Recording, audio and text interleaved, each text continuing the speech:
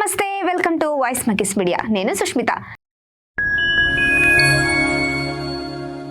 2024లో తెలుగు చలనచిత్ర పరిశ్రమ భారతదేశంలో ప్రబలమైన సినిమా శక్తిగా తన హోదాను పటిష్టం చేసుకుంది. అనేక తెలుగు సినిమాలు ప్రపంచ ఆదాయాల్లో 1000 కోట్లను అధిగమించాయి మరియు ఉత్తర భారతదేశంలో వాటి హిందీ వర్షన్లతో కొత్త రికార్డులను నెలకొల్పాయి. తెలుగు సినిమా పరిశ్రమలో దాదాపు 40 మంది పురుష నటులు ఏటా సినిమాలకు విడుదల చేస్తున్నారు. అయితే 2024లో చాలా మంది స్టార్స్ ఒక్క సినిమాతో కూడా మన ముందుకు రాలేకపోయారు. మెగాస్టార్ చిరంజీవి మునుపటి 2 ఏళ్లలో మెగాస్టార్ చిరంజీవి ప్రతి సంవత్సరం 2 చిత్రాలను విడుదల చేశారు. ఈ సంవత్సరం ఆయన బింబిసార ఫేమ్ నుండి వశిష్ఠ దర్శకత్వంలో 2025 వేసవిలో విడుదల చేయడానికి సిద్ధంగా ఉన్న విశ్వంబర అనే సోషియో ఫ్యాంటసీ చిత్రంపై చురుగ్గా పనిచేస్తున్నారు.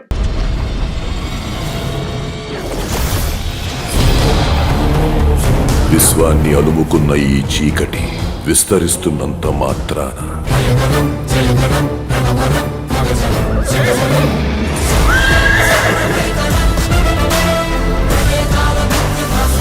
నందమూరి బాలకృష్ణ ఆంధ్రప్రదేశ్ అసెంబ్లీ ఎన్నికలు నందమూరి బాలకృష్ణ యొక్క ముఖ్యమైన సమయాన్ని చలనచిత్ర నిర్మాణాల నుండి మళ్లించాయి. దసరా పండుగ 2024కి దాని ప్రారంభ విడుదల షెడ్యూల్ కోసం డాకు మహారాజుని సిద్ధం చేయకుండా నిరోధించారు. పర్యవసానంగా సినిమా విడుదల 2025 సంక్రాంతికి షెడ్యూల్ చేయబడింది. అతను 2024లో హిందూపూర్ నుండి 3వసారి ఎమ్మెల్యేగా గెలుపొందడం ద్వారా గణనీయమైన విజయాన్ని సాధించారు మరియు ఎన్బీకేతో ఆయన టాక్ షో అన్స్టాటబుల్ యొక్క మరో సీజన్ ను హోస్ట్ చేశారు.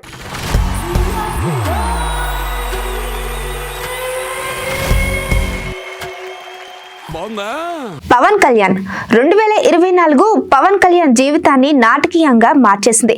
అతను 2014లో తన పార్టీని స్థాపించారు. కానీ తరువాత దశాబ్దంలో ఏపీ అసెంబ్లీకి ఎన్నిక కాలేదు. అయితే 2024లో అతను పిఠాపురం అసెంబ్లీ నియోజకవర్గంలో ఎమ్మెల్యేగా గెలవడమే కాకుండా అతని పార్టీ పోటీ చేసిన అన్ని స్థానాలను కూడా గెలుచుకుంది. ఇది ఆంధ్రప్రదేశ్ ఉప ముఖ్యమంత్రిగా నియమించడానికి దారితీసింది.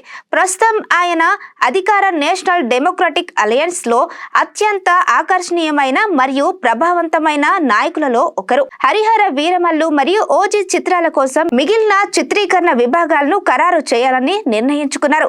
ఏదేమైనప్పటికీ ఏ చిత్రం కూడా నిర్మాణాన్ని పూర్తి చేయలేదు మరియు 2025లో విడుదల చేయడానికి షెడ్యూల్ చేయబడ్డాయి. రామ్ చరణ్ RRR తర్వాత రామ్ చరణ్ చిత్ర నిర్మాత శంకర్ యొక్క గేమ్ చేంజర్ తో కొనసాగాడు. ఈ సంవత్సరం అక్టోబర్లో దాని చిత్రీకరణ ముగిసింది. క్రియేటర్లు మొదట దీన్ని క్రిస్మస్ కి విడుదల చేయాలని భావించారు. కానీ తర్వాత దాన్ని 2025 సంక్రాంతికి రీషెడ్యూల్ చేశారు. తత్ఫలితంగా రామ్ చరణ్ సినిమా విడుదల చేయని వరుసగా 2వ సంవత్సరం ఇది. నితిన్ తన చిత్రం రాబిన్ హుడ్ ని ప్రమోట్ చేయడానికి సిద్ధమయ్యారు. కానీ అనుకోకుండా నిర్మాణ సంస్థ దాన్ని క్రిస్మస్ పోటీ నుండి ఉపసంహరించుకుంది మరియు 2025 ప్రారంభంలో దాని విడుదలను రీషెడ్యూల్ చేసింది. నితిన్ ఈ సంవత్సరం ఎటువంటి విడుదల లేకుండా ముగించుకున్నారు. ఇది అతని అభిమానులను నిరాశపరిచింది. నాగ చైతన్య డిసెంబర్ 20, 2024న విడుదల కావలసిన నాగ చైతన్య చిత్రం తండేల్ ఫిబ్రవరి 2025కి రీషెడ్యూల్ చేయబడింది. అయితే వ్యక్తిగత స్థాయిలో అతను గొప్ప దశను చవిచూశారు. అతను డిసెంబర్ 4న ఒక సాంప్రదాయ వివాహంలో ప్రముఖ నటి శోభితను వివాహం చేసుకున్నాడు. 2 సంవత్సరాలు కోర్ట్షిప్ తరువాత నాగ చైతన్య ఆమెను అక్కినేని కుటుంబంలోనికి స్వాగతించారు. సాయి ధర్మతేజ్ ఈ సంవత్సరం తన పేరును సాయి దుర్గతేజ్ గా మార్చుకున్నారు. వివరించలేని కారణాల వల్ల అతను తన పేరును కేవలం ఆన్లైన్ ప్లాట్ఫామ్లు మరియు సోషల్ మీడియా కోసం మాత్రమే మార్చుకున్నారు. అధికారిక డాక్యుమెంటేషన్స్ కోసం కాదు. ఈ ఏడాది నుంచి సాయి దుర్గతేజ్ అనే పేరుని సినిమాలో ఉపయోగించుకోవాలని భావిస్తున్నారు. అయితే 2024లో అతనికి ఎలాంటి సినిమాలు విడుదల జరగలేదు. అడవిశేష్ పరిమాణం కంటే నాణ్యతకు ప్రాధాన్యత ఇస్తారు. తన పర్ఫెక్షనిజానికి ప్రసిద్ధి చెందిన అతను ఈ సంవత్సరం ప్రారంభంలో ప్రారంభించిన 2 చిత్రాల షూటింగ్ ను పూర్తి చేయలేకపోయాడు. ఫలితంగా విడుదలలు లేవు. అక్కినేని 2023లో ఏజెంట్ యొక్క విపత్కర ఫలితం అతన్ని ఎంతగానో దిగ్భ్రాంతికి గురిచేసింది. అతని తదుపరి వృత్తిపరమైన నిశ్చితార్థాల కోసం అనేక ఎంపికలను ఆలోచించడానికి దాదాపు 1 సంవత్సరం సమయం పట్టింది. అతను చివరికి 2025లో ప్రారంభం కానున్న 2 కొత్త చిత్రాలను చేపట్టాలని నిర్ణయించుకున్నారు. అయితే వ్యక్తిగత స్థాయిలో అతను తన స్నేహితురాలు జైనాబ్తో నిశ్చితార్థం చేసుకోవడంతో అనుకూలమైన పరిణామాలు సంభవించింది. బెల్లంకొండ సాయి శ్రీనివాస్ బాలీవుడ్ చిత్ర పరిశ్రమను శాసించాలని ఆకాంక్షించారు.